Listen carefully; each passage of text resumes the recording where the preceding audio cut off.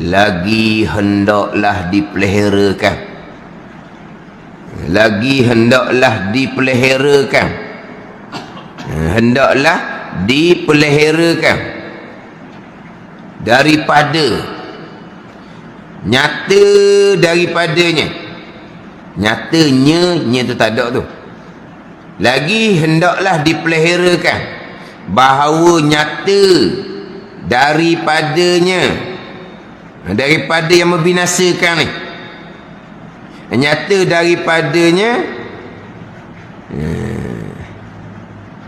nyata daripadanya, daripada yang membinasakan, kebinasaan yang membinasakan, kebinasaan yang membinasakan. Dia dalam minhaj ni afatun, afat memanglah perkara yang membinasakan ataupun penyakit-penyakit. Afat ni perkara yang membinasakan, penyakit-penyakit lah, riak dengan ujuk tu, yang membinasakan atasnya atas seorang akan taatnya taat seseorang. Nyata daripada membinasakan ni, kebinasaan ni, kalau segala kebinasaan yang membinasakan atasnya atas seorang akan taatnya taat seseorang.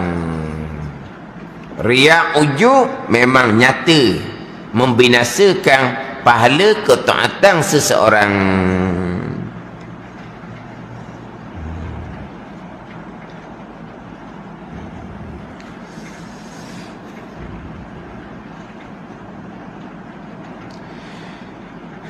Kemudian yang terlebih besar yang ditakut, kemudian yang terlebih besar yang ditakut,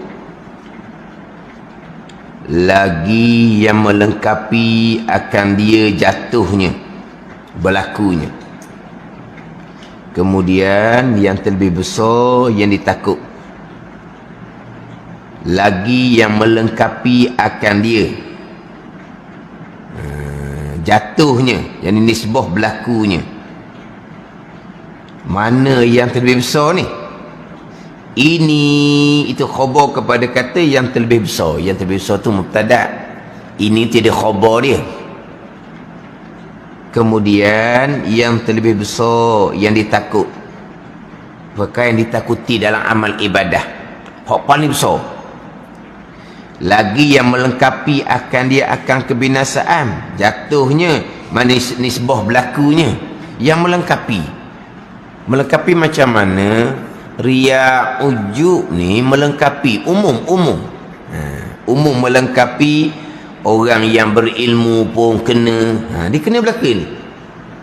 Orang jahil tu tak bicara dah.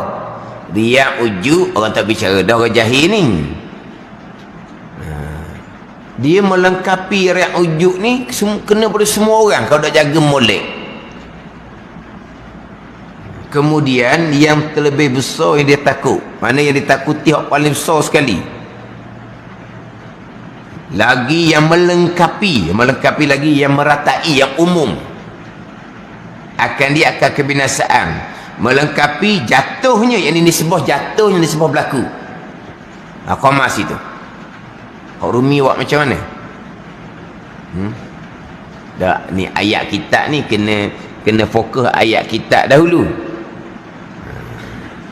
Kemudian yang terlebih besar yang ditakut, yang bahaya ni, apa paling besar. Lagi yang melengkapi ni makna meratai. Dia akan kebinasaan, jatuhnya, nisbah jatuh dia, nisbah berlaku. Melengkapi. Mana kena pada semua orang ni kalau tak jaga molek. Mana yang terlebih besar ni? Ini mana ini? Dua yang membinasakan keduanya. Ini dia ada khabar kepada yang terlebih besar. Mana yang terlebih besar yang ditakut? Ini.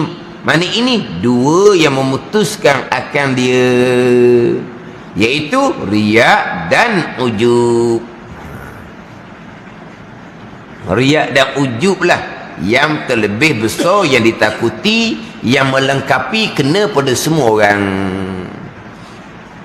Tapi bukan hak riak ujuk saja.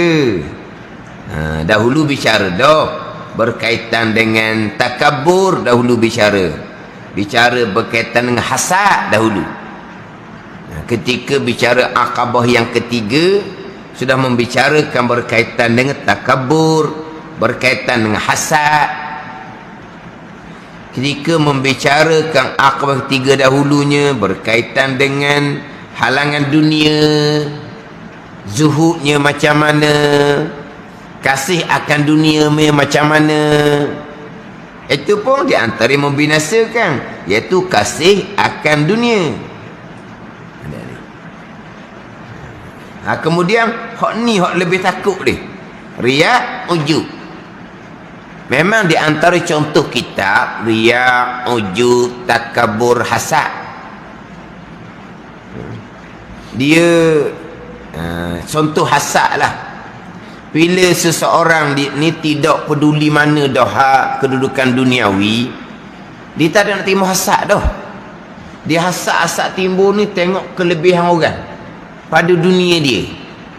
Tak ada orang nak hasad, Allah deki sungguhlah dia banyak amal, tak ada pula situ.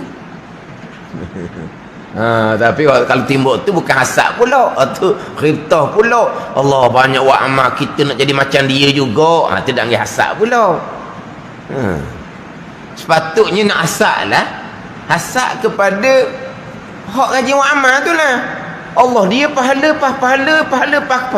Bila tu nak jadi dia berjadi malah buat amal? Ada. Tak ada pula gitu. Hak tu mahal sekalinya. Hak tu mahal sekali. Hak rajin buat amal tu mahal sekali. Harta banyak. Harta banyak tu milik dia je. Lama mana milik dia pun tak tahu. Kadang-kadang harta banyak jadi musibah pulaknya. Harta banyak tu kadang-kadang jadi huru-hara pula keluarganya. Tuan harta masih lagi ada lagi, huru-hara keluarga. Tuan harta mati dah, huru-hara pula anak cucu. Jadi musibah pula. Nak deki apa benda gitu? Dah kalau nak deki, dia tu rajin buat amal. Sedap dia. Rajin buat amal, pahala banyak. Dekinya apa? Cita di hati supaya Tuhan tarik balik taufik dia jadi malah. Tu bagi deki. Tak ada tu. Tak ada pula timbul tu. Jadi deki benda duniawi. Jadi kalau akabah yang kedua, bab dunia tu sesat, dia tak ada lah hasad. Hasad ni bab duniawi lah. Dia duit banyak, pakat tinggi, begitu begini, hak dunia lah. Timbul hasad. Tapi kalau seseorang duniawi ni dia rasa macam Allah banyak dah, Tuhan uji dengan dunia sampai di masyar agak panjang, kena hisap, kena bicara. Maka dia tengok orang dapat tinggi mana pun, duniawi, harta banyak mana pun, dia tak peduli sebab apa, tak ada nilai bagi dia. Yang orang hasad ni kerana bagi dia dunia tu bernilai. Hak bernilai tu boleh ke orang, tak boleh ke dia. Tu nak timbul hasad tu. Kalau dia anggapkan dunia tu sebagai ujian, dia sebagai ujian, seseorang boleh dunia banyak, Allah besarnya ujian dia. Kalau Tuhan uji kita boleh tentu lagi lepas.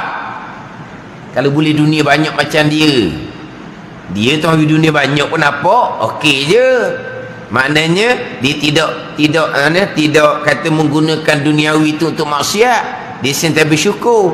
Kalau Tuhan uji kita dengan dunia banyak seumpama tu, bersyukur dok kitanya. Sebab apa? Bagi dia dunia tu ujian. Tapi kalau seseorang anggap dunia tu segala-gala, tu timbul dengki tu. Dan sungguh hak dunia ni boleh tengok belaka dah. Ke mana nak pergi dunia ni? Mana nak pergi? Sekarang dah pula dunia-dunia mati. Dunia-dunia mati. Mudah je nak mati. Mudah je nak mati. Segar-segar, sesak nafas, meninggal. Kita lah di sinilah, di pada kolam ngelupas tu lah. Malam tu semai ajak. Kerana orang sakit dah tua terlantar, mai ajak lah supaya dipermudahkan. malam tu meninggal. Termasuk yang meninggalnya hak mai hajat. Hak semai hajat meninggal juga. Hak mai hajat tu segarlah. Yang biasa kan habis kuliah semai hajat sebab ada seseorang dia uzur, dia nak keadaan berat, mudah-mudahan Allah Ta'ala permudahkan. Jadi orang mai hajat lah. Orang mai hajat tu kan segar belaka lah, orang boleh bagi masjid surah lah. Balik hak semai hajat tu, hak uzur tu meninggal, hak yang semai hajat pun meninggal seorang. Mudah je. Mudah je. Kejut dengar. Ada ni. Muda-muda lagi. Mana belum bercucu, belum bermenantu pun lagi. Ada ni. Itulah dunia, tu dunia. Jadi kalau dunia tu tak berapa kurang dah, tak ada asal. Takabur begitu juga. Takabur ni bila kita duduk bersela dalam majlis ilmu ni, jadi lain. Belajar atas latar dengan belajar atas kursi ni lain. Dia sungguh. Tahu tu gurulah dia kata kena belajar atas latar, jangan belajar atas kursi. Belajar atas latar ni dia kata rendahnya kita. Mana? Tersimpuh. Apa? Tersimpuh atas latar. Kan atas latar tu nampak orang biasa kan. Kan orang hebat-hebat kan. Kalau duduk atas latar nampak kan. Allah rendah dirinya. Dia orang berpangkat. Masuk kelas sama-sama duduk atas latar je. Ke kalau orang besar-besar sekolah duduk atas kursi, orang atas latar. Duduk atas latar belaka. Pakak besar mana pun dia atas latar belaka. Itu akan merendahkan diri kita. Jadi kalau kita duduk atas latar, sentiasa duduk belajar, sentiasa, hati tu lama-lama dia akan rendah. Tapi kalau duduk atas kursi ni, hebat. Bukan bagus kelak duduk kursi, bukan. Itu ayat tu guru. Dia kata belajar duduk atas lantai inilah yang akan merendahkan diri kita. Duduk atas lantai pula tu kalau kelas-kelas pondok capu. Orang lama, orang baru. Hak ustaz dah pun di situ kan. Dah lah kata, okey, bulan depan ni ustaz belaka. Hak bulan ni dah. Capu. Capu belaka hak ustaz ke, hak baru ke capu. Duduk atas latar belaka. Itu di antara yang boleh merendahkan diri kita. Bila kita merendah diri atas latar. Jadi itu bab takabur. Riak dengan ujub ni. Riak dengan ujub. Ni dia hak dalam kitab disebut yang paling ditakuti. Riak dengan ujub. Dia bab hasad, bab takabur, memanglah itu semua kena pelihara molek, dosa besar belaka tu. Tapi antara yang sukarnya riak dan ujub.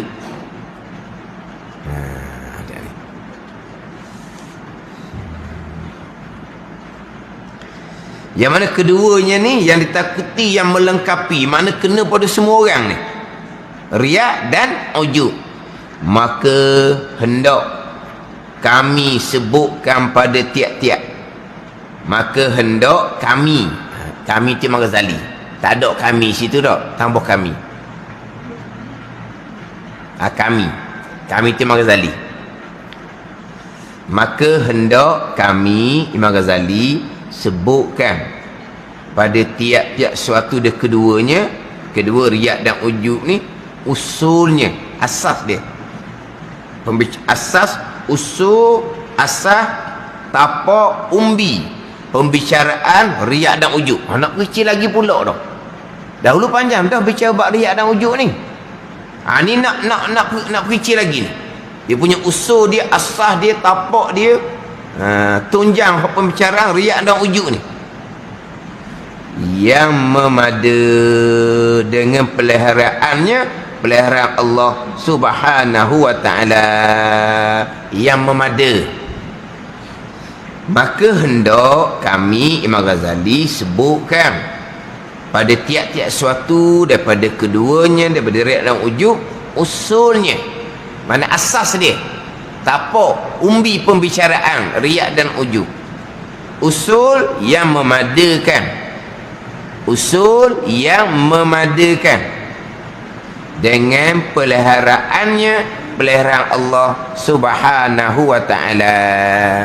Memada dengan peliharaan Allah Ta'ala. Ilmu bab riak wujud ni asbab.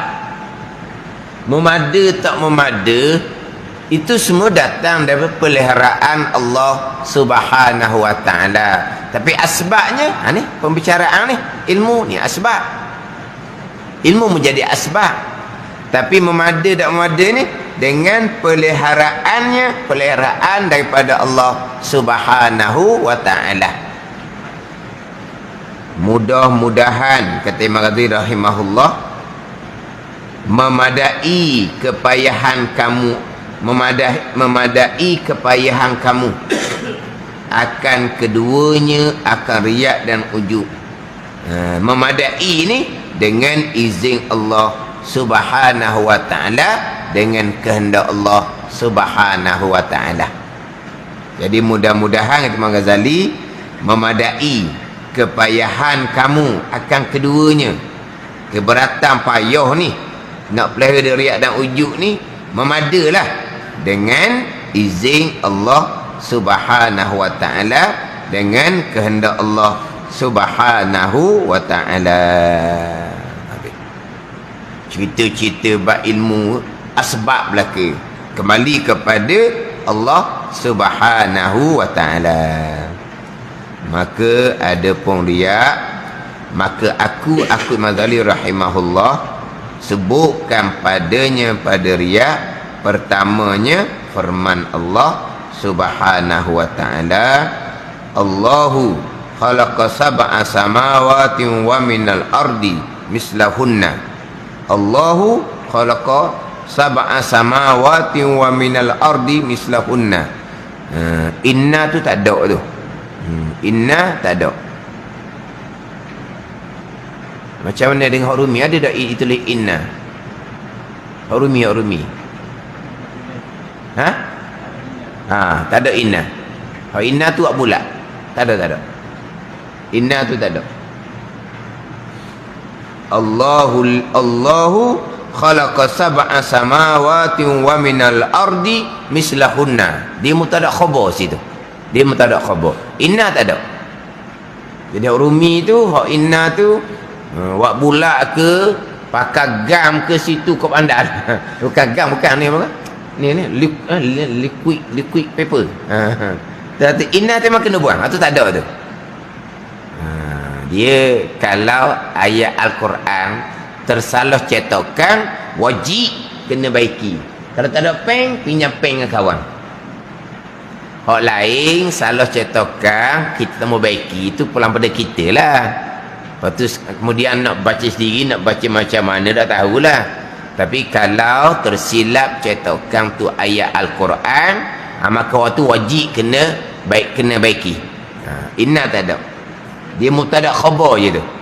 Allahu khalaqa sab'a samawati wa minal ardi mislahunna yatanazzalul amru bainahunna lita'lamu annallaha ala kulli syai'in qadir wa annallaha qad ahata bi kulli syai'in ilma. Ini ayat pertama. Maksudnya nak cerita hak berkaitan dengan riak. Nak ceritanya Allah Ta'ala yang menjadikan segala-galanya. Allah yang menjadikan segala-galanya. Sabar masa kita wa'amah, kita nak orang lain pula dah tengok kita wa'amah. Walaha yang menjadikan segala-galanya Allah Ta'ala. Ada di kita ni Allah Ta'ala belaka yang buat. Sabar masa kita luar amal, boleh semai 2 rakaat, tiba-tiba kita paling daripada Allah kepada manusia supaya manusia puji kita pula. Tak padang ke Allah yang menjadikan segala-galanya puji? Ni ayat ni. Cerita ayat ni cerita Tuhan menjadikan langit dan bumi. Cerita ba'riyat pun benda pula. Cerita ba'riyat benda kalau tengok ayat ni lah. Ayat nak ceritanya Allah yang menjadikan segala-gala supaya kamu mengetahui Allah yang maha kuasa. Ilmu Allah meliputi. Cerita apa riak situ? Kalau kita faham oleh ayat ni, Allah yang menjadikan segala-gala, Allah yang maha kuasa, ilmu Allah meliputi. Sama masa kita wa'amal, kita berpaling daripada Allah. nak kepada pujian manusia. Berakal kedak seumpama tu. Ni hak mata nak tekan. Hak segala-gala. Kita wa amal tu taufik hidayah Allah dah. Kita wa amal tu ada di kita tu gapo? Hak di tu wa amal. Ada kita semayang, ada pakaian di kita, ada tenaga di kita. Mari mana? Mari daripada Allah. Lepas tu kita buat amal, kita berpaling daripada Allah supaya dipuji oleh orang. Gitu. Allah yang buat segala-gala kan. Kita buat amal kerana Allah lah. Kenapa nak kerana yang lain? Ini bicara bab riak. Ni hak Imam Ghazali. Kalau kita tengok ayat ni cerita gapo pula? Ayat cerita Allah menjadikan segala-gala. Supaya kita yakin bahawa Allah yang maha kuasa. Ilmu Allah meliputi. Dah bicara riak. Dah tahu dah gitu. Apa ada di kita milik Allah Ta'ala belaka. Boleh buat amal. Kita nak pada pujian manusia yang tak ada apa-apa peranan pun manusia ni. Manusia, apa peranan dia? Tak ada peranan apa pun. Tiba-tiba kita buat amal kerana supaya dipuji oleh manusia yang tak ada peranan apa-apa pun. Ni hak nak cerita riak ni orang yang tidak berakal.